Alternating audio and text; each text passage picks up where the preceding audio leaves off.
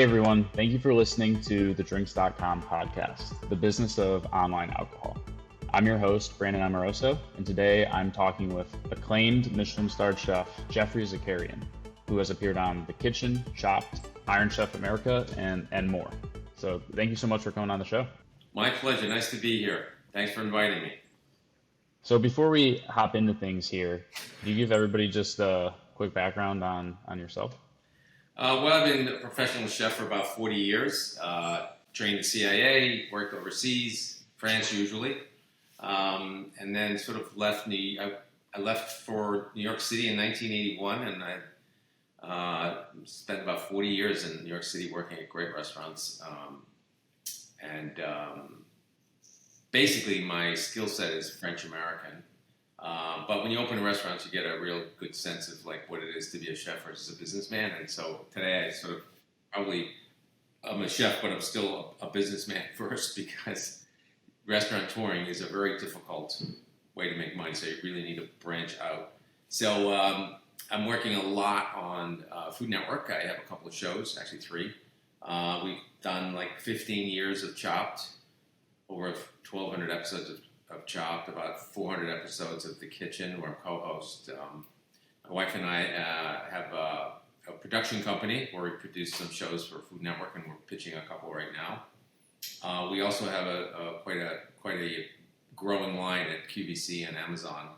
Most notably QVC, we have about 150 products, both kitchen products and food products on QVC, and that's really very, very fun, as well as a new presence on Amazon with some other products as well. So we're quite busy. We're opening a restaurant in Qatar, hopefully this year.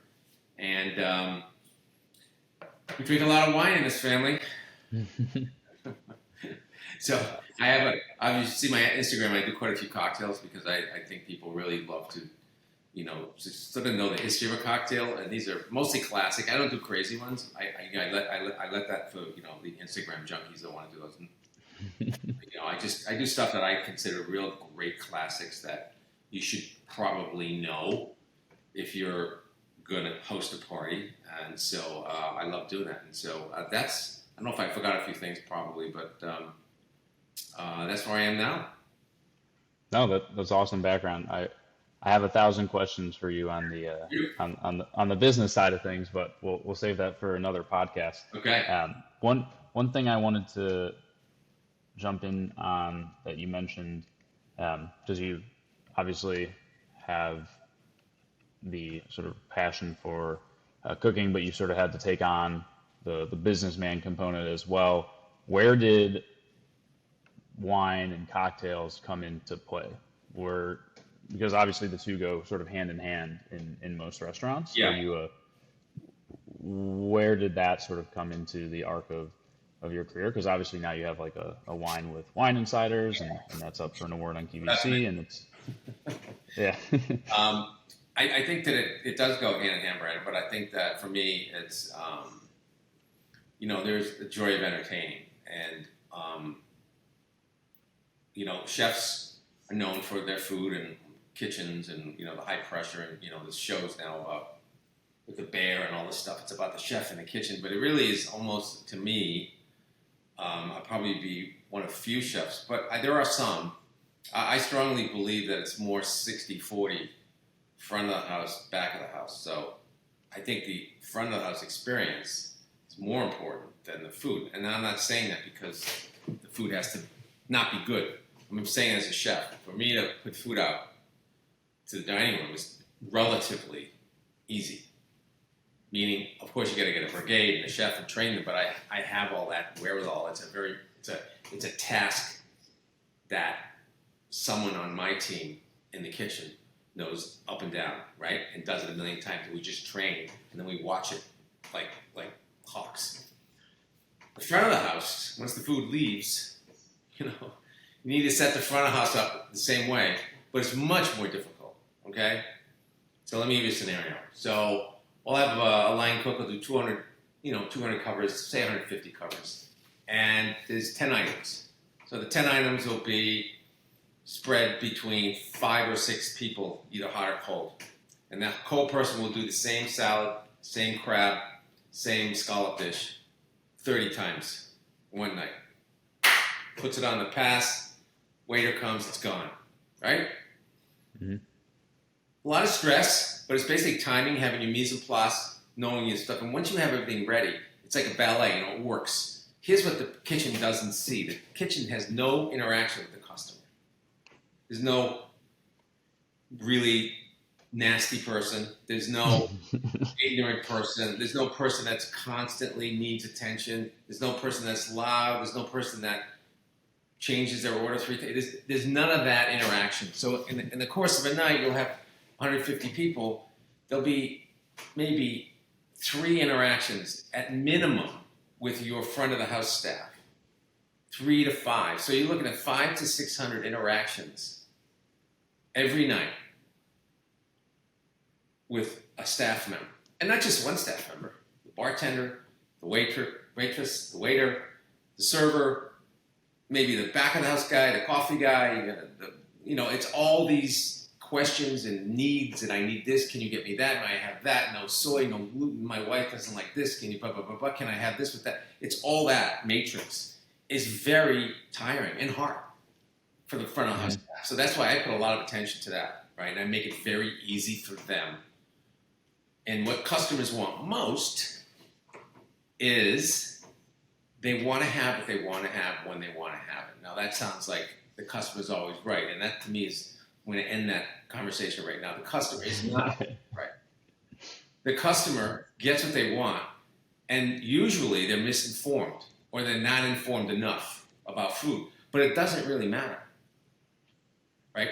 They get what they want, and what a customer wants, if you give it to them without any question or any sort of hesitation, you own that customer. He's yours or she's yours. It's like a simple equation. As soon as there's resistance, they're going to start to like needle the staff and be not very, very nice. And the first thing they really want when they sit down, to me, is a beverage, right? They want a beverage. Let me get you a cocktail. Let's start with a beverage, shall we? That kind of thing. And then once they get that beverage, then they know what to do with their hands. Yeah. It's very awkward. Like you're sitting there. They don't know what, it's sort of like that first date. Once you get a beverage, same as a cocktail party. The first thing to do, and when I have cocktail parties, the first person you see before you see me is a waiter full of drinks, already ready. So you don't come near me without a cocktail. Hey, how are you? Nice to see you. Great. I see you got one of my new cocktails. Cheers. That's what makes someone relax. Those two movements, and both of them are in hospitality. It has nothing to do with the food, right? Nothing. It really the is. difference the difference for me between like waiting 2 to 5 minutes for your first drink at a restaurant to waiting 20 to 25 can be the entire difference between how the rest of that night goes. It's gotta be fast. Where we unless it's something that is just conjured up, and this bartender and the table said, "Listen, make us 4 gin drinks, whatever you want." Now, if you go to Angel's Share, one of those places in New York, that's great. Just pick your liquor, and they'll pick 4 drinks for you. That's different. That's a different thing. This is, you got to get sparkling water, martini, wine, whatever. Just get it to the table. You've won your first battle. So really, I realized that when I opened restaurants, I'm like, holy shit, I'm way too much in the kitchen. So I started going out, and I started hiring a bar chef, a chef that really knew how to make drinks. And I had extra bartenders, not less, because the worst thing is waiting for bartender. You go, excuse me, and then I'll look at you, They try to act like they're busy. Yeah. It's not good. If you tell someone to wait at the bar, which if you're all there, I don't like that. However, if there's a lounge, better. So we always have lounges. Listen, if you're all here, we'll sit you. Would you like to have a cocktail first? You can sit at the lounge? Yeah, we'll have a cocktail. But that cocktail can't take more than 5 minutes to come out, because you'll lose them on the first interaction, which is with beverage. The first interaction in a restaurant or bar or hotel isn't food, it's beverage. It's by the bartender or the cocktail server. It's not the food. So that has to be so important. That's why I really went overboard. I had always 2 bartenders, 2 bar backs. So those bartenders never had to reach and look for anything, had it. was more expensive, but they made twice the amount of money and twice the amount of drinks because it was quick. And we trained the people what to serve. If you go into the theater, listen, going to the theater, you're not going to have a Pousse Cafe. We recommend these. These are batched cocktails that are great. So we're working in concert to get that person a cocktail. And that's the most important thing, a drink, a beverage, or something. So for me, it's beverage centered my whole life. And then the bell went off and it worked. I'm like, average check goes up, people are happy. So when they go downstairs to sit, or they go to the restaurant to sit after the beverage, they're like, wow, this place is great. I can't wait to see the menu, right?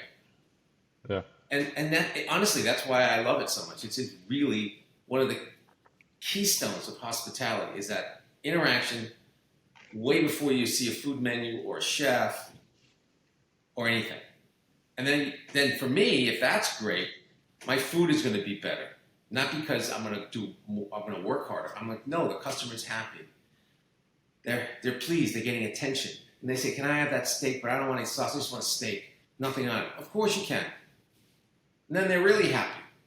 And then even if the steak is just good, it becomes very good. But where did it begin? It began with a beverage, a cocktail, a glass of wine, but really almost instantaneous without being too pushed. So when you're conceptualizing a new concept or a new restaurant, does the alcohol come first and then the food? Usually when I'm drinking, I have a great idea, so yes. Okay. I'll tell you what it is. It's the opposite. It's like I'll see an image in a book, or I'll see an image in another restaurant, or I'll see an old cafe, or I'll see something will strike me, or a piece of silverware that's old, or I'll have a drink, or I'll have something in a restaurant that's a classic dish, or a cocktail, or a classic food, and I'm like, wow, I haven't tried a. I'm gonna make something up. I haven't tried a classic crab cocktail in a long time. Like where it's in the glass with the shredded lettuce and the mayonnaise. It's very old fashioned.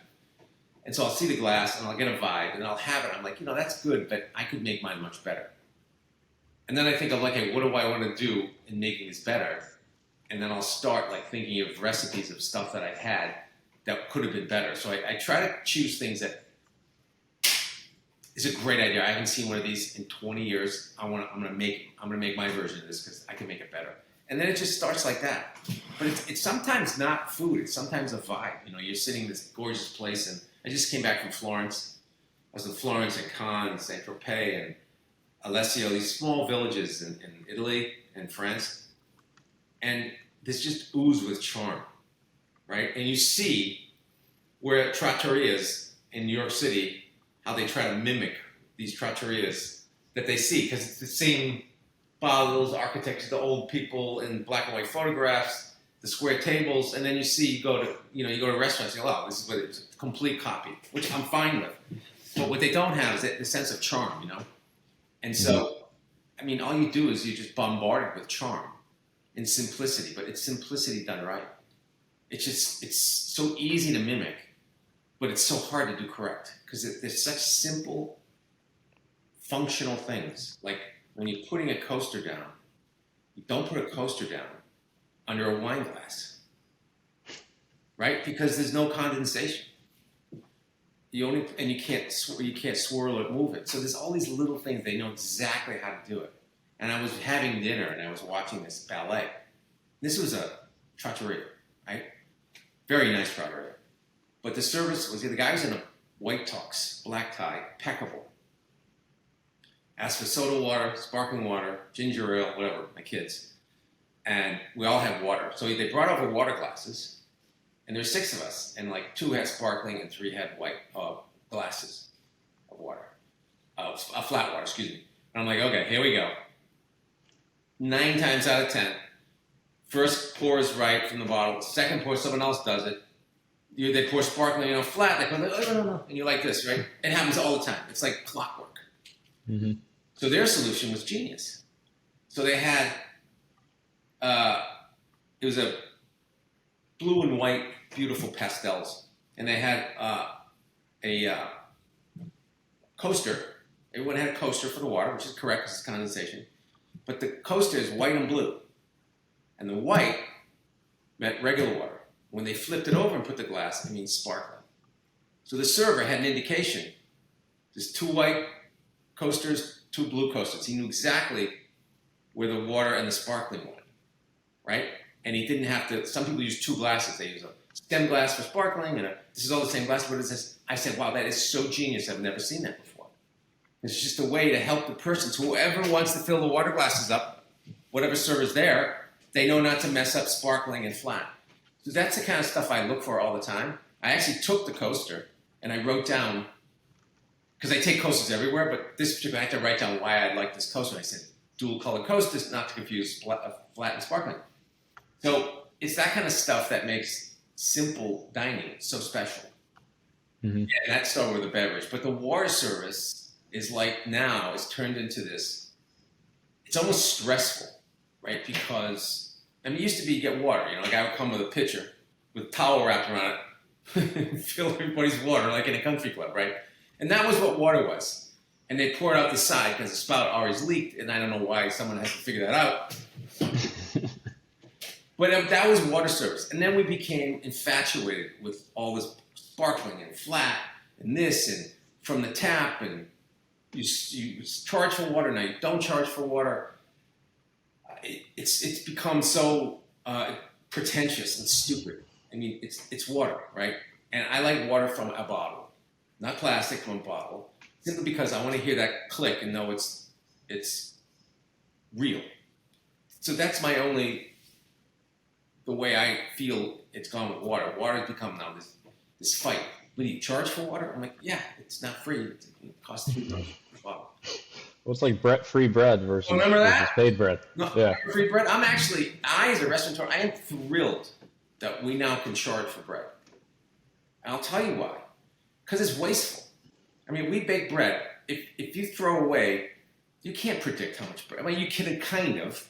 We have one kind of bread that I worked painlessly to. It's like a Parker House roll meets a sour cream. It's almost like a Parker House and an onion souffle were merged. It's not because it's mine, but it's so not possible not to eat it when you taste it.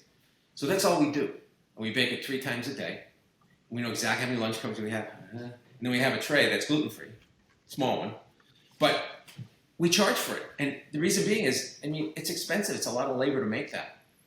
And it's a de minimis charge, right? It's like $2, right? Yeah. But that allows you to sort of do extra work, make bread nicer, and not like, you know, you get bags of bread and every day they just go stale, you make breadcrumbs. It's expensive. But, you know, for me, wine, cocktails, alcohol, it's not just something that we make money from. It's this whole culture of drinking and consumption and alcohol. It brings about, it's almost like a movie set. When you bring over a cocktail, it's like romance. The customer wants the movie set of the romance of the cocktail versus more than the cocktail. It's like an act of kindness and an act of, oh, here we are, let's have a few martinis. And who hasn't seen 50 movies where they have martinis and it's cool and you want to be like that? That's what it is. It's just, they want to play out what they're doing. They're off of work and they want to just enjoy the act of alcohol and wine. How do you help your customers cut through all the clutter and noise and find the perfect drink or the perfect bottle? I sort of tell them without telling them. So it's hard. I mean, I love wine, and listen, there's 400 varietals in Italy. It's not possible to know wine. There are a few people who know it. But my wine consumption started late 70s. So there was French and American and Spanish.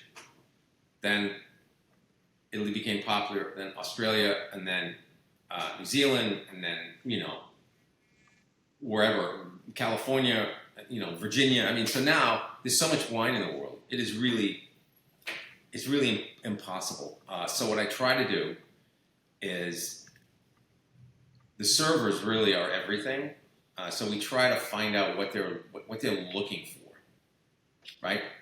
And if we can find out what they're looking for, right? Listen, we love the salmon. if you need a wine pairing with that, a glass or a bottle, I'd be happy to help. Just tell me sort of what you lean towards.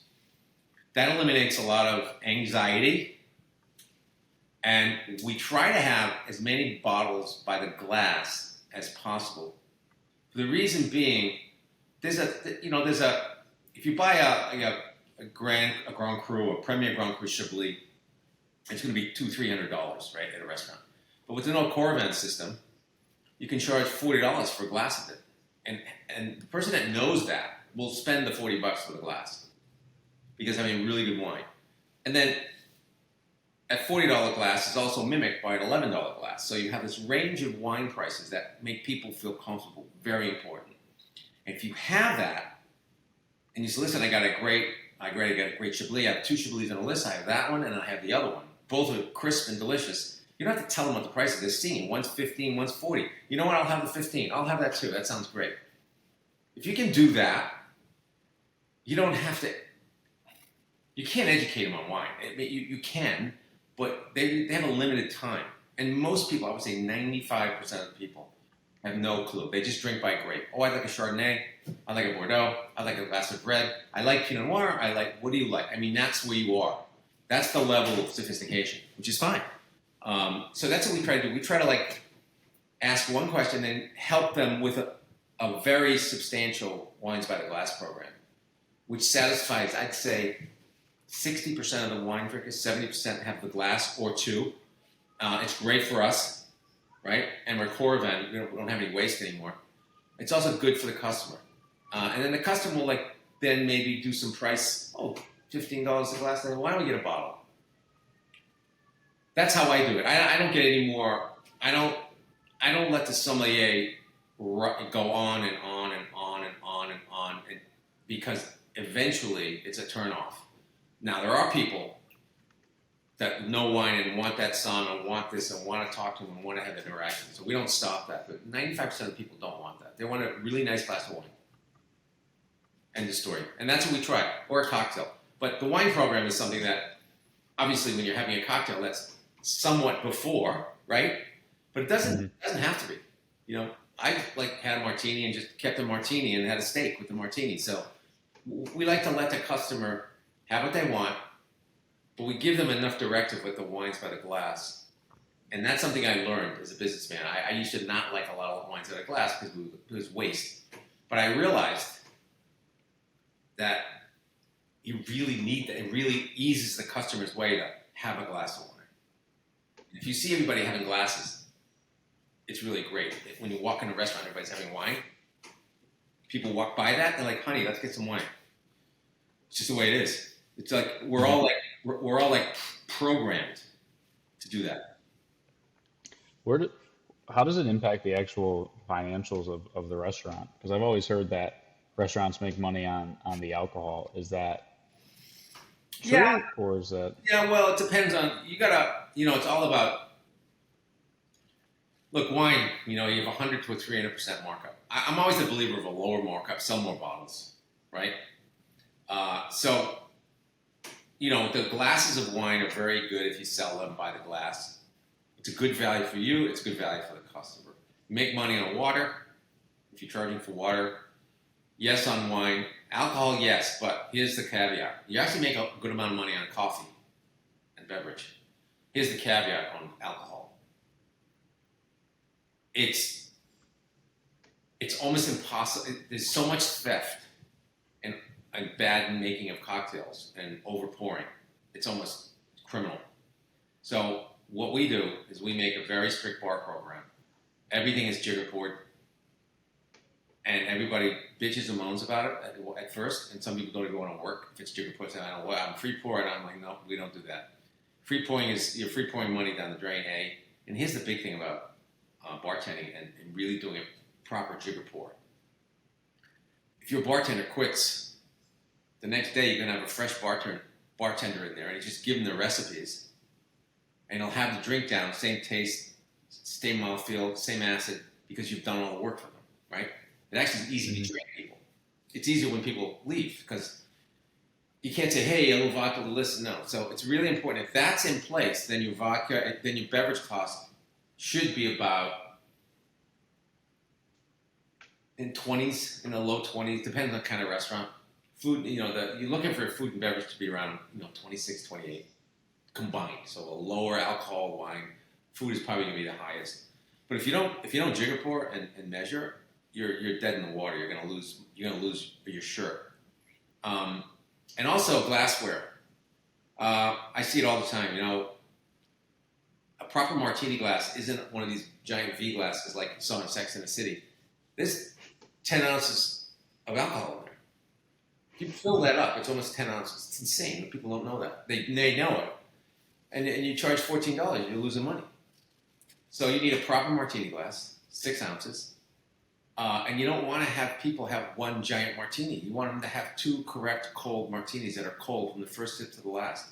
You can't do it with giving so much. So normalization of large portions of alcohol in wine and glasses is a complete setup for disaster. You're going to lose your shirt. Right? So what we usually do is we have glasses that are old-fashioned, like Nick and Nora, the stuff that actually holds the correct amount of glass, and we price accordingly. So the proper martini should be 4 or 5 ounces total, max, not even.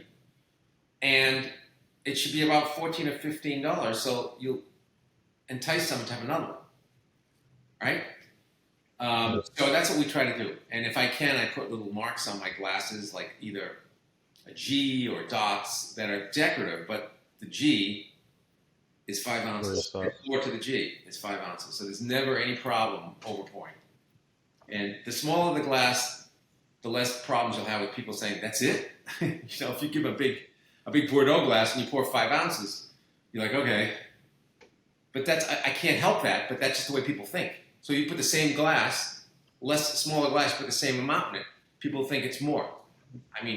So we try not to make those mistakes. We try not to shoot ourselves in the foot. We always pour by jigger.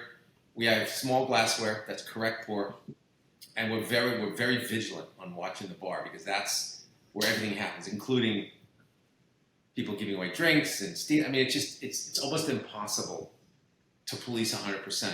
But if you can get the menus down, and you got the size of the glass down, and you train well, and you keep on top of it, you're going to eliminate most of the problems. And by the way, the customer loves when you do that. They love to see jigger pouring. They think it's cool. We're not doing it to be cool. We're doing it to give you the same Manhattan that you had 3 weeks ago when you came and there was a different bartender. It's not about the bartender. Jane, she makes it better. That's because Jane's giving you a free drink. So. Yes, of course. And you tip her out, which he probably takes 2 drinks off the bill. Anyways, I don't know what the question was.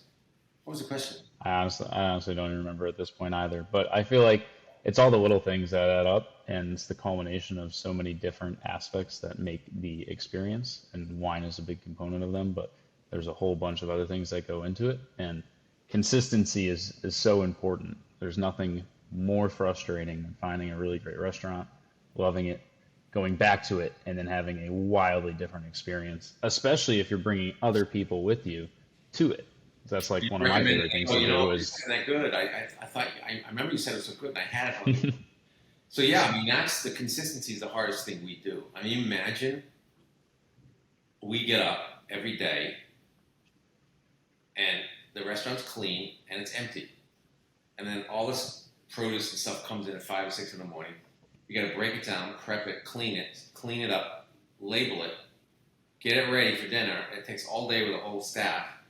And you put it into pieces, and it's all like perfect in it. And then you have 200 covers, and it's clean up and it's gone. You start that every day. There's no inventory of. The inventory is salt, pantry products. Everything else you have to do, it's like manufacturing every day. Mm-hmm. We make a very complex machine every day. And at the end of the day, it's gone. We start fresh. It's so hard to deliver consistency. And the only way is strict hierarchy of behavior, the strict hierarchy of recipes, both back of the house and front of the house. And today, what really helps is this, we have video.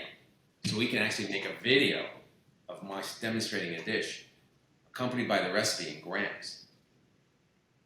and Mhm. you cannot deviate. So the deviation years ago would be like, ah, he left something out or whatever, and you try to figure it out by tasting it. But now you have a recipe and a video. You go back to the video, especially if you want to teach someone a dish and you have a restaurant in Qatar.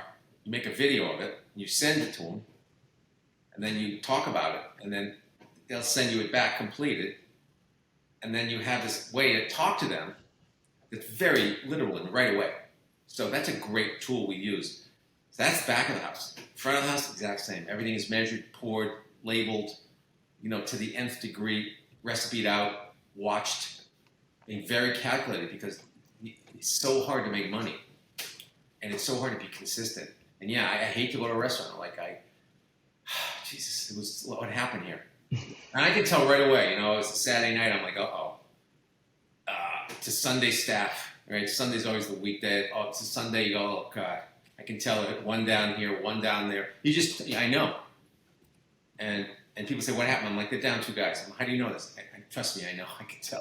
Because that person's taking 5 tables instead of 3, and you just can't do as good. So everyone struggles with that. Everyone. 3-star Michelin restaurants struggle with it. Less the personnel issue because they over personnel. That's their genre. But everyone struggles with that. I mean, it's just a hard thing to do the same thing every day. Be excited about it and really make it so wow, that's delicious. And that's why really we got people who really want to do that. That helps a lot too because they're self motivated that they want to make it perfect. Well, I feel like just in wine, how under a certain price point, there's a quality threshold, but once you're beyond that quality threshold, it's everything else that goes into it. It's the weight of the bottle, it's the label, it's the presentation. And I feel like, especially in a city like New York, where I literally walk outside and there's 25 restaurants staring at me in the face, like quality is almost expected, and Yeah, it's all the other things that go into the experience and what makes a great restaurant versus just a good restaurant. exactly what we started talking about. It's really the presentation of your staff toward the customer before they even order on the menu. That they're going to make a decision about you. They're going to judge you. This place I love. This is going to be great. And you feel it, right? It's that first 5 seconds. You're like, wow, something's going on here. Mm-hmm. And that happens just the opposite. You're walking not good. No one ever wants to go into an empty restaurant. Well, it's empty at 5:30, right? And I actually think I tell people this one time, I make reservations at 6 o'clock all the time. And I'll tell you why. The people are fresh, staff is fresh, you're eating at the right time so you can function later on. Cooks are fresh, no one's harried, it's not crazy. You start to see the restaurant fill up as you come, but you've had sort of probably the best of the feel from the staff and the food, and everybody's not tired. At 10 o'clock, 9 o'clock, you get tired. It's just human. It's human. It's just it's so much healthier for you to eat early. My only issue with the 6 o'clock is the restaurants that you have to leave then. And if you want to continue on with the dinner, it's like, well, your 2.5 hour time has come. Yeah, that's if you want to stay. Like for me, I have a strict rule at 90 minutes.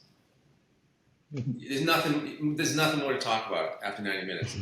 Either you're drunk, or you're stuffed, or you got someone to go see, or you can go to another bar and have a cocktail after. My favorite dessert is go to a really good cocktail bar after. Just because. Let's try the 6 o'clock reservation. Yeah, I'm telling you. And then for your body, you go to bed and you eat sugar and wine and drink, and you go to bed 10, 11 o'clock at night. Dude, it's not good.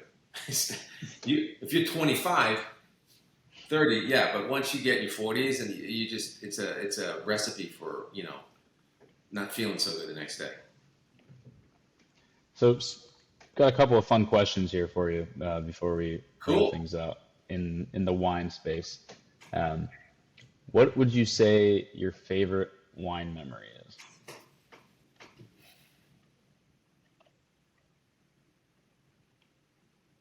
There's so many wine memories, but they were always based upon a celebration memory. Hmm. But I do remember having dinner at Burns Steakhouse, one of my birthdays, and we got a year. And I think my dad had passed away, or a couple of years after that, or longer actually. And we got a wine from my year of birth, and we got a wine from his year of birth, which was in the 20s. And we just did a compare and contrast, and it was just like such a spectacular thing to see. And then we have one more from someone else's at the table, and all our birthdays were the same. And just to see what's happened, and we talked about the wine and humanity, and that you can drink something from when your dad was alive on his birthday. It was very special, and I remember that. And I don't remember what we ate. I think we ate steak. But it was the ability to have a wine list that could capture that magic for you. You can't do that many places. I mean, they have such depth of wine that's the fun thing to do. And most of their bottles are these little splits, and they don't make them that much anymore. So you can get a split from the 1918, 1920. I mean, it's insane. And, the little bottle, and you might get 3 minutes out of the wine before it just goes. First, it's amazing that you're drinking this wine. So that's one of my favorite actual wine memories. But I have so many. You asked me one. That one came to mind because it was very touching with my father and myself comparing our years. Of all the people I've asked that question, the common theme is it's about the circumstances or the date or the people that you're with or Yes. other things around it. Of course. And I think that's what makes wine special in general is the ability to share it with others and make those connections and lasting moments. It's what we sit, it's what we sit at a table for. It's life around the table. Everything's done around the table. Everything. Yeah. Good and bad. Well, if you could share a bottle with anyone, who would it be and what would you drink? It doesn't have to be wine either. If you That's want a to go good another question. direction. I looked at the question, and I mean, I have so many people I admire, and would I love to have my mother and father alive and share a bottle of wine with them? Yeah, but I've done that already, right? So I would love to perhaps sit and talk to someone like I admire. I'd probably love to sit around a piano with Keith Jarrett and open a great bottle of wine. I know he loves wine. He's an incredible piano player, jazz, and he's like my one of the I listen to him nonstop. I just love his music so much. Just to chat with him about how he creates and sharing a great bottle of wine, and I treat. Have you had one of those moments where somebody you've looked up to or have really well respected and they come to one of your restaurants or you've had the Oh yeah. opportunity Oh, to get the host in? Starstruck? Absolutely. And Mhm. I've been very grateful. I mean, to have the people the customers I've had, presidents and every movie star and all. It's like, and you always know. You ask the staff, right? They're all giddy and like that, and you ask staff, how is he or how is she? And most of the time, they're like, he doesn't say much. He doesn't even look at me when I talk to him. I'm like, oh, this is just. And the guys that are really amazing, and the girls that are really amazing, they're like treat the staff really great, really, really, really great. And so I've had a couple of those people that like are so nice and so sweet, and then a lot of them are not. They're just like they think there's no humility at all. But I've had a couple of people that are sort of, when I went up to the table and said hi to them, I was like, usually I don't have a problem because it's just another person. But I've had a couple of those instances. One of them was Paul McCartney, and there's another one. I met Ronald Reagan when he came to Le Cirque. This is in the early '80s, and that was a big deal. That was like wow. I mean, he was just coming out. But I usually I don't usually stop talking in front of someone or I'm really like that starstruck to stop. But there's a couple of people that are really like, holy shit, you know. Um, yeah, that was great, really great. Sean Connery was another one. He was coming out of a restaurant when I held his door for he and his wife, and I was like, like, I know every man or guy at that time has that shit, they're Sean Connery fans, and I'm a big one, but it's just so cool to see people in life like this. But it's really more interesting how they treat the staff. Mhm. Well, everybody's just a human at the end of the day. So, We're all hungry, but it's how you conduct yourself and treat your staff. And I always ask, how was he or how was she? And it's just fascinating to hear the responses. Because they have a reaction when I go and I say, hi, go, They're forced to wait on this person. right. Well, thank you so much for joining us. This was super interesting. Really appreciate you coming on. Before we hop off here, can you let everybody know where they can find you and all your products that Well, you have going on yeah, online? sure. And thank you so much for taking the time. It's great talking to you. Great questions, by the way. I hope I didn't talk too much. I think I went over my time. Now we could keep going for another hour, but I got a lot of stuff on Yep. QVC.com. You just type in my name, and you can watch me on Food Network, on Chopped in the Kitchen, co-host, and my Instagram, Geoffrey Zakarian. I try to teach drinks, food, family, and sometimes a little mixture of all. I'm gonna have to follow you on Instagram. Thank you, man. I appreciate the time. Of Thanks, course, everybody. as always, thanks everybody for listening. I'm Brandon Amoroso. You can find me at drinks.com, and we will see you next time.